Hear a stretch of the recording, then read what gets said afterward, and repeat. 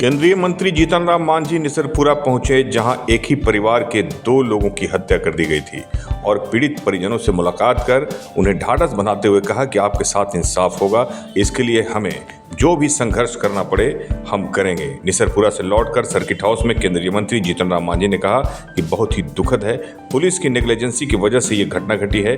IG विकास वैभव की चर्चा कर केंद्रीय मंत्री जीतन राम मांझी ने कहा कि उनके द्वारा संज्ञान लेने के बाद पुलिस एक्शन में आई। ये बहुत ही दुखद है, अगर एक्शन पहले ले लिया जाता तो बात आगे नहीं बढ़ती। और भी बहुत कुछ कहा केंद्रीय मंत्री जीतन राम मांझी ने। इसके मिर्जा ईशा न्यूज के लिए।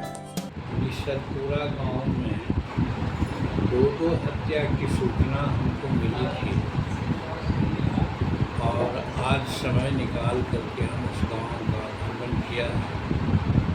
गांव में मृतकों के परिवार से मिलने के बाद हमको ऐसा लगता है कि यहाँ के प्रशासन में कोई संवेदनशीलता नहीं थी।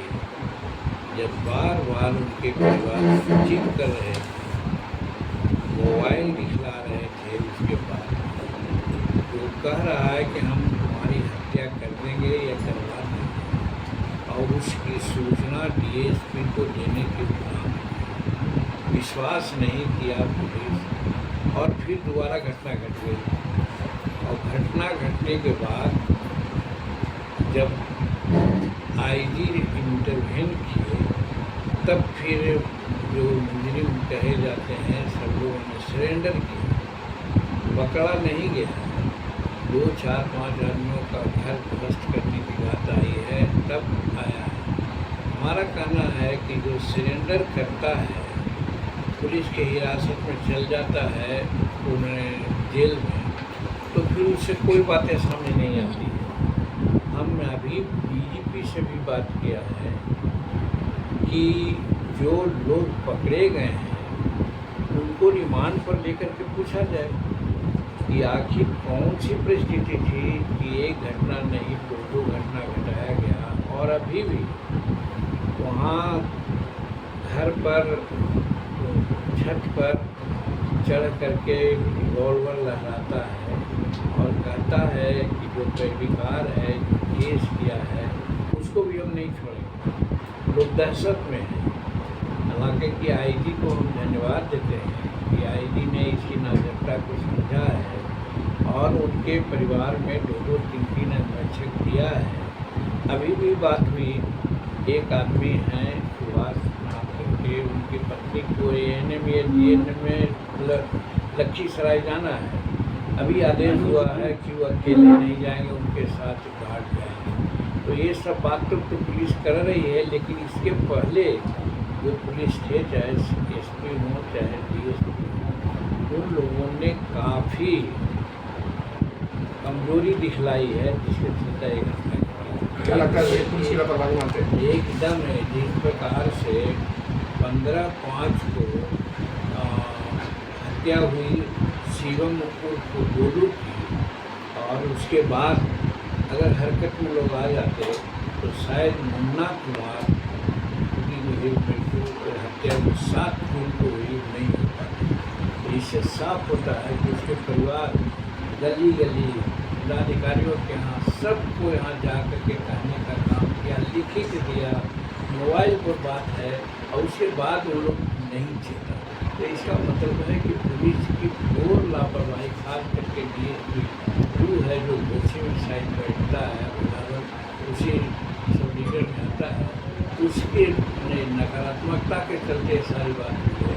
एक दूसरी चीज़, अभी सरेंडर तो लोग कर गया है, जेल से भी लोग धमकी दे रहा है कि केस किया है ना, अच्छा किया है, हम दिखवा दें। तो कहने का मतलब है कि जेल में जाकर के वो सुरक्षित हो गया। अगर उसको बुला करके रिमांड पर ले करके अगर मारपीट की जाती तो इसमें एक नहीं 25 आदमी इन्वॉल्व हैं। उसमें शायद टेहटा का भी कोई रिंकू या टिंकू नाम करके है, उसके अंतर्गत 25-30 आदमियों के गैंग है, वही ऑपरेट करता है सब जगह और काम कर रहा है। तो उसका उद्भेदन होना चाहिए। जो मोबाइल दोनों मृतक जो हैं उनका मोबाइल भी अभी तक बरामद नहीं हुआ है। उसमें सारी बात है, मोबाइल में कह के गया है कि हमको फल्ला ने मारा है, फल्ला ने किया है। अब उसके बाद साक्ष्य और केस चलने की तो कोई बात नहीं थी। मैं तो समझता हूँ कि वैसे आदमी को पुलिस ने बहुत तरह से पुलिस पर आक्षेप आ रहा है, जिसने ऐसा कहा है, मोबाइल में है कि हाँ फल्ला ने हमको मारा है और कह के मारा है, तो वैसे वो तो इंटरकाउंटर कर देना चाहिए, उसको तो हत्या कर देना चाहिए।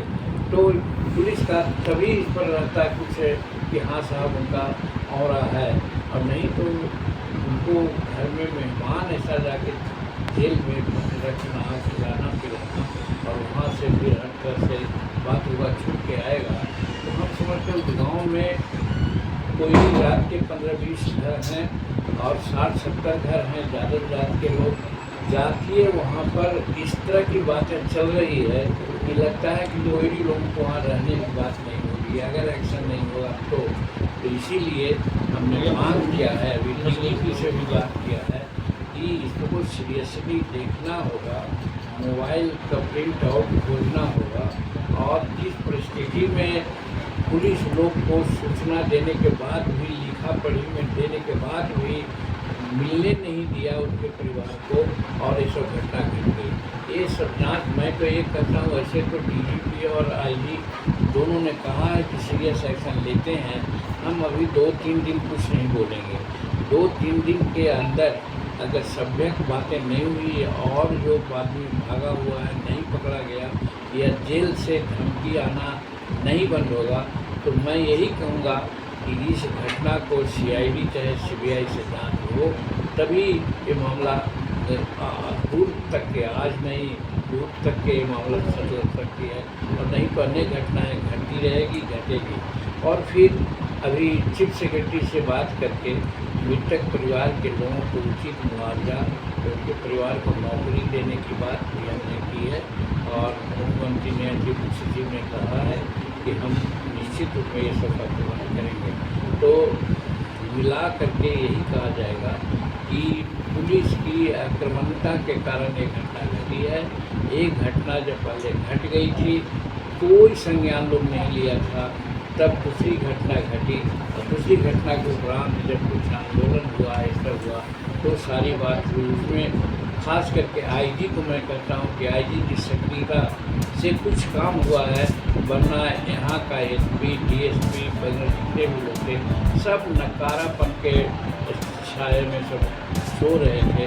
अगर आईजी मगर इसमें इंटरवेन नहीं करते तो शायद जितनी घटनाएँ, जितनी बातें हुई है ये भी नहीं हुआ।